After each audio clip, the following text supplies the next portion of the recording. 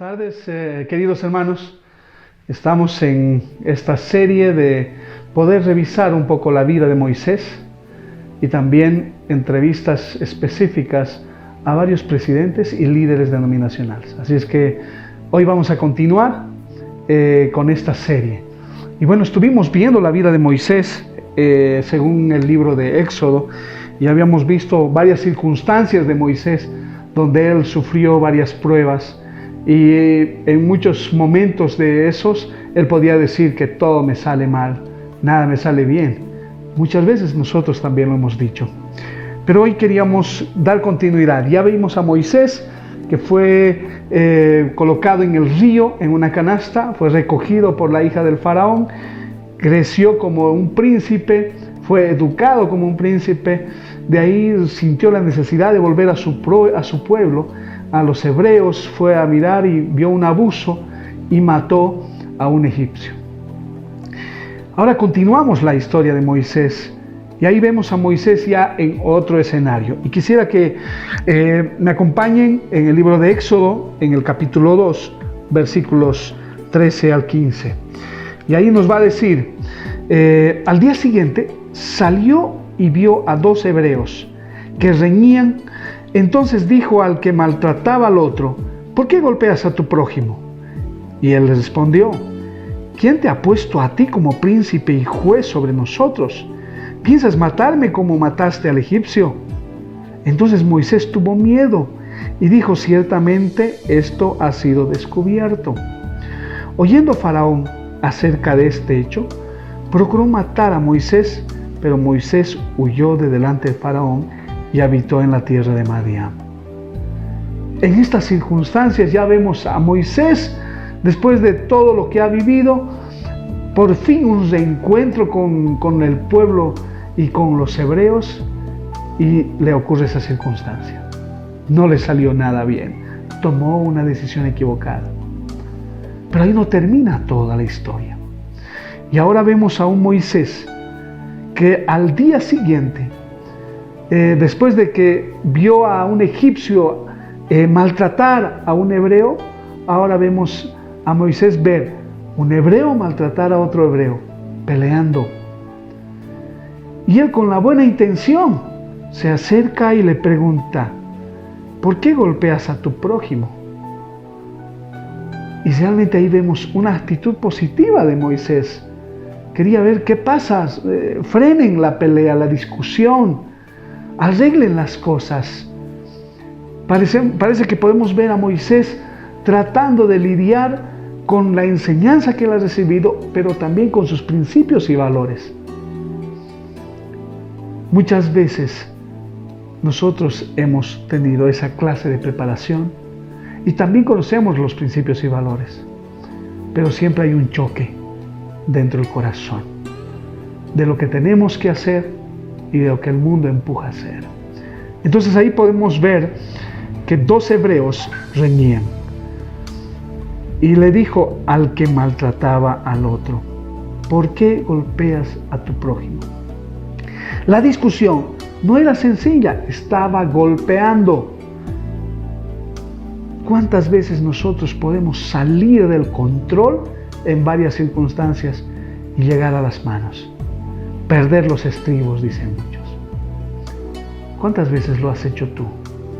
¿Cuántas veces tú saliste del control? Continúa diciendo en el versículo 14: y él respondió: ¿quién te ha puesto a ti por príncipe y juez sobre nosotros? ¿Piensas matarme como mataste al egipcio? No sé si tú te has sentido alguna vez acusado por tus acciones, primero por tu conciencia, por el mundo, por tus amigos, por tus hermanos. Varias veces uno puede sentirse acusado con miradas, con palabras, con acciones.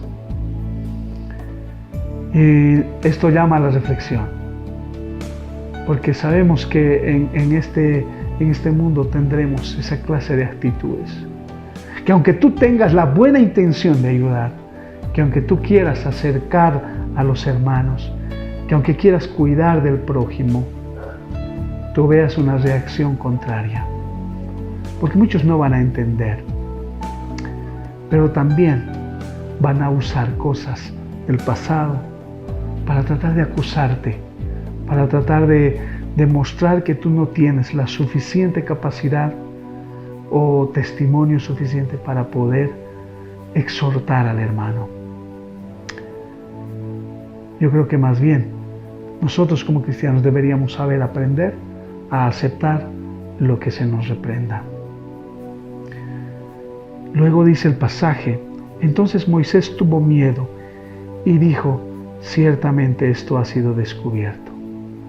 Ahí vemos a Moisés ahora otra vez en público con su gente. Se siente descubierto, se siente como si no hubiera podido ocultar lo que hizo. Y no puede explicar cuál fue la intención con la que la hizo. Tal vez fueron las mejores intenciones, pero ahí nadie te va a escuchar. Porque hay momentos en los cuales hay personas que están cegadas con prejuzgamientos, con acusaciones contra ti. Y aquí Moisés, yo lo veo ahí, si estuviera en su lugar, como una persona que tuviese que retraerse, que tuviese que dar pasos atrás, que tuviese que bajar la cabeza, dejar la comunión. No sé si tú te sentiste muchas veces de esa forma. Pero, ¿sabes? No solamente termina ahí. Vemos también en otros pasajes por qué debemos tener una actitud correcta frente a la acusación, cuando nos sentimos acusados. Y quisiera ir a 2 Corintios, en el capítulo 7, versículos 9 y 10. Ahí Pablo está hablando de por qué debemos regocijarnos cuando pasan estas cosas. Y Pablo va a decir: ahora me gozo, dice a la iglesia de Corintio, no porque hayáis sido contristados, porque fuisteis contristados para arrepentimiento, porque habéis sido contristados según Dios, para que ninguna pérdida padeciereis por vuestra parte. Pablo no está diciendo: ponte triste, botala el saco de una vez. No, dice: ahora me gozo. No porque los demás estén buscando tu tristeza y tu mal, porque estén buscando tu perjuicio. Él está alegrándose porque dice: porque fuisteis contristados para arrepentimiento. Qué interesante cuando el Señor nos muestra que debemos arrepentirnos. Si tú tuviste un error, si tú te equivocaste, si en las circunstancias reaccionaste mal, Moisés lo hizo. Y yo puedo hacerlo también, y lo he hecho varias veces. Pero saben, el Señor dice que debemos gozarnos, pero para arrepentimiento. Que haya una alegría cuando tú te arrepientes, para que después mejores. Continúa el pasaje y dice: porque habéis sido contristados según Dios. Yo creo que hay ese momento en el cual te sientes tan mal, y hay muchas oportunidades en las cuales solo en ese momento le buscas al Señor. Y realmente veo aquí que el Señor nos da también la salida. Para que ninguna pérdida padecieseis por nuestra parte. Y estamos hablando de Pablo, hablando a los corintios. Y está hablando ahí a los hermanos, donde vemos que él está animándoles por el error que tuvieron, pero también por el arrepentimiento que mostraron, el cambio de actitud. Otra vez Moisés se equivocó. Pero hermano, viendo este pasaje, no le salió otra vez bien a Moisés. Otra vez confrontado con su propia gente. ¿Te sentiste alguna vez así, hermano? Acusado por tus propios hermanos, acusado por tu propia gente, por tu propia iglesia. El Señor dice, arrepiéntete, ponlo a los pies del Señor, porque Él es el que da la salida, el gozo, la alegría, a través de un cambio de actitud tuyo, mío. Así es que hoy quería dar gracias por este tiempo también, y si me permiten quiero dar gracias porque su palabra realmente nos habla y nos motiva. Señor, en esta tarde, gracias porque tu palabra nos anima a poder seguirte, y a pesar de las circunstancias y los errores que podamos cometer, tú nos llamas al arrepentimiento, pero también nos abres las puertas del gozo cuando realmente lo hacemos con la actitud correcta. Así es que gracias, Señor, por esta posibilidad, y gracias porque podemos gozarnos siendo hijos tuyos. Gracias en el nombre de Cristo Jesús. Amén. Ahora, hermanos, como lo anunciado, hoy tenemos una entrevista con el presidente del Concilio Evangélico Bautista Maranata de Bolivia, el pastor presidente Franz Carrión. Entonces, adelante con la entrevista.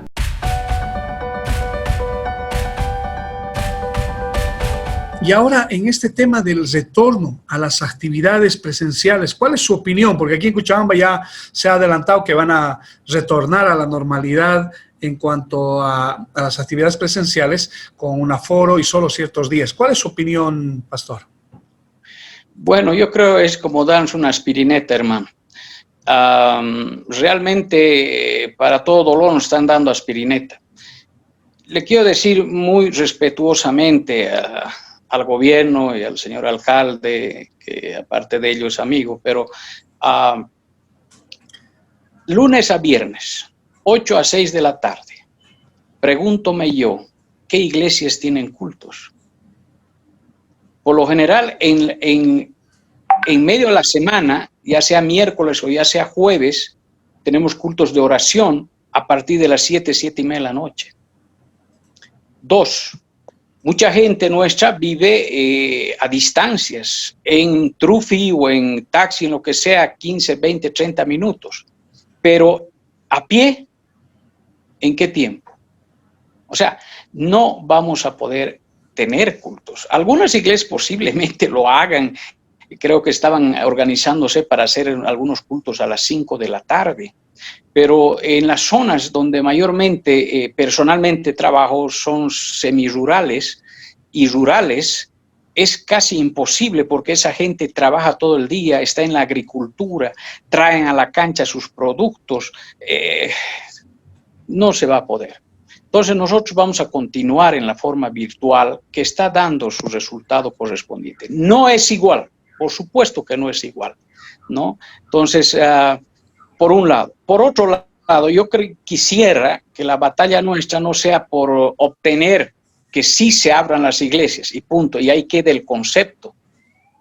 Pienso que la batalla nuestra debe ser para que nos abran el domingo, ¿no? El domingo, para que nos reunamos por grupos, sí, guardando las distancias, los protocolos correspondientes, etcétera, etcétera, lo mínimo por lo menos, ¿no? Entonces, nosotros reunirnos con nuestra gente para ver cómo vamos a realizar. Es que depende mucho de cada iglesia. Algunas iglesias tienen espacios reducidos, ¿no? Otras iglesias no tienen un patio, etcétera. ¿Por qué no nos permiten los domingos, especialmente las iglesias que no tienen patio o una canchita polifuncional o multifuncional, como quiera llamarlo, hacer en las calles?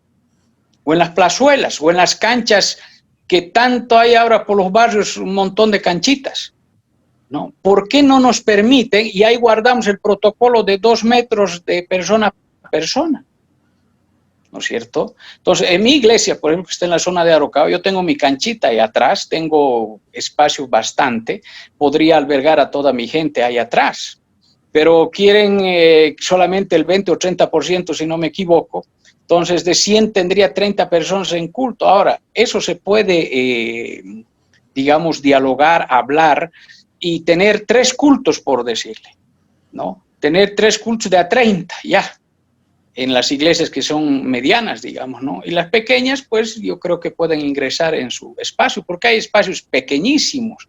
Tengo una iglesia allá en el Abra, que su saloncito es de 10 por 5.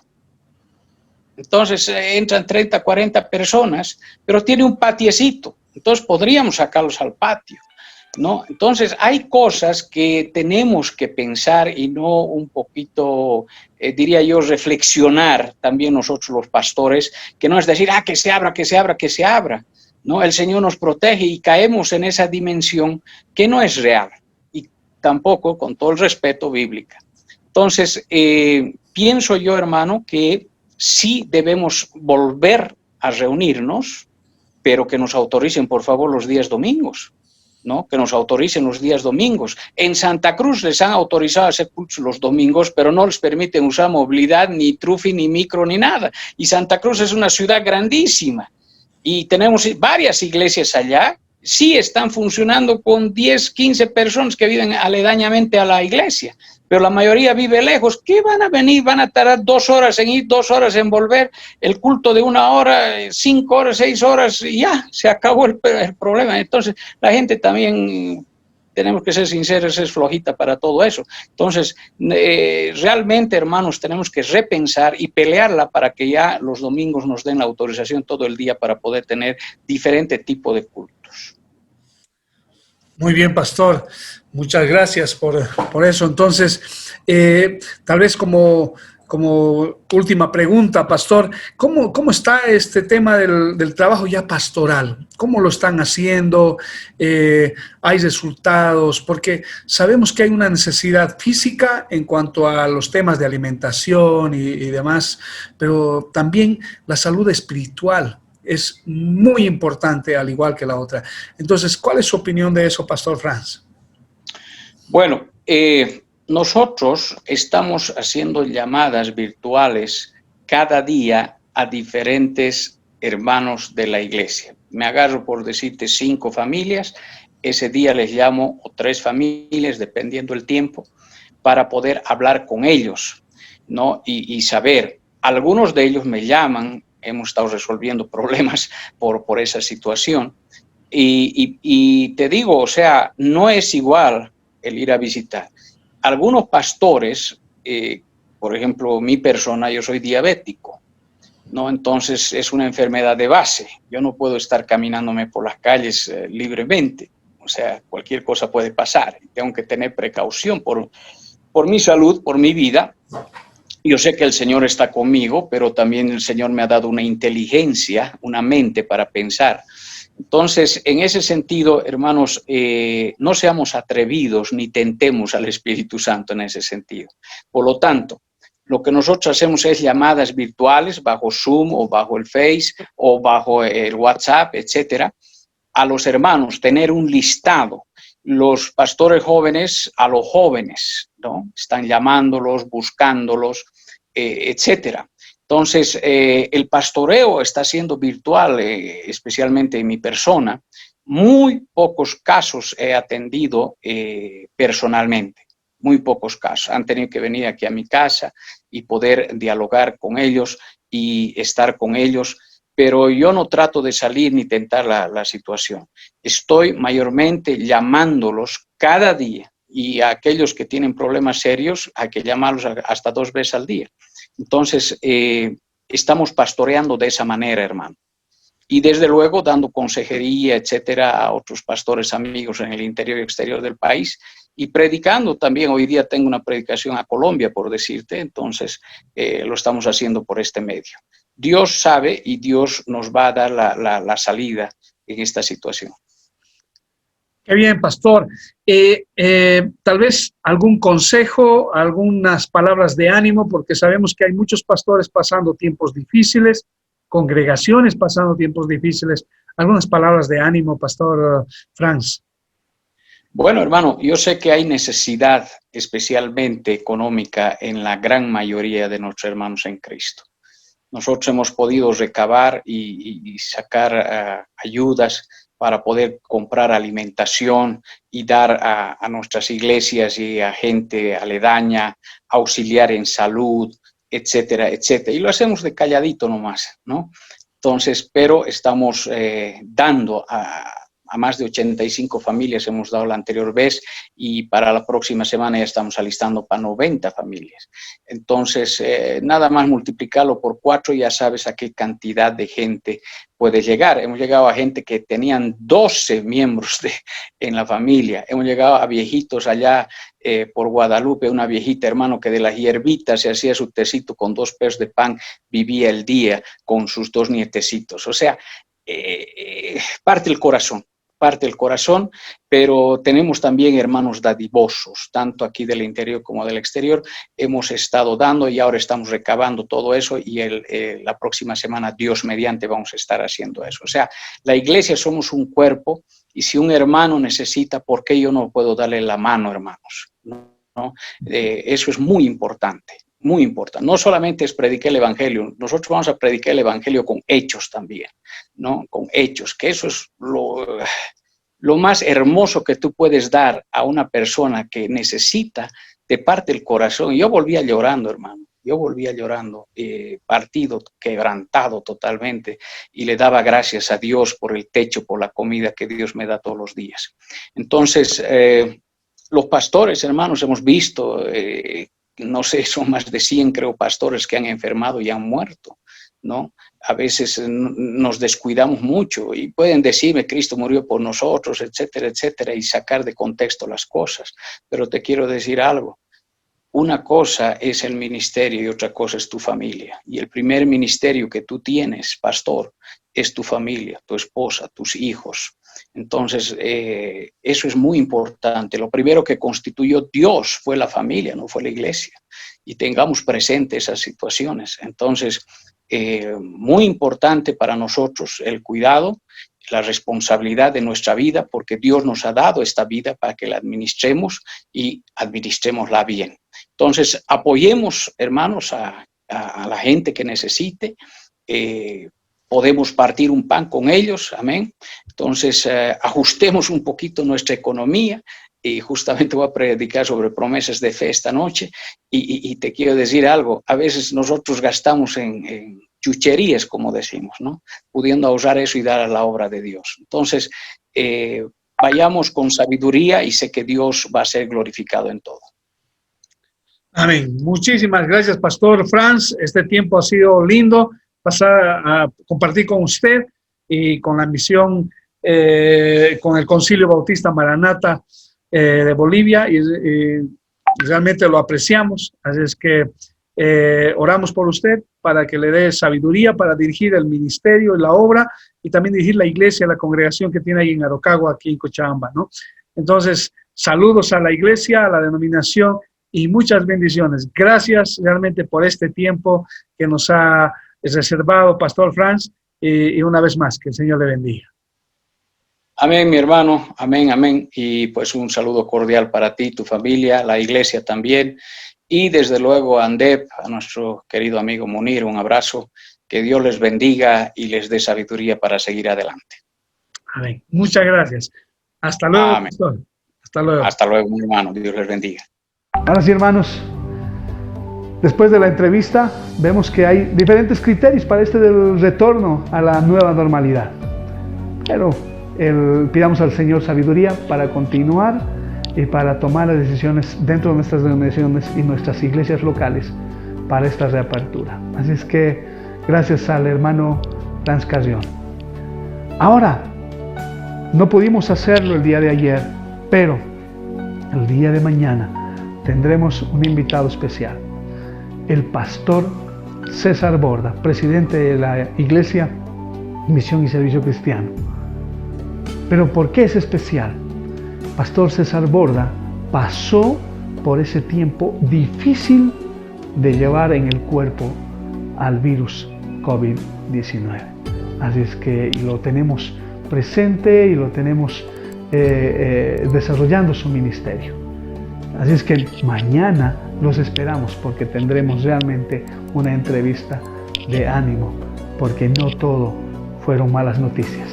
y vemos en Él una buena noticia. El Señor tiene todavía mucho para cumplir en su vida como propósito del Señor. Nos vemos el día de mañana. Que el Señor le bendiga.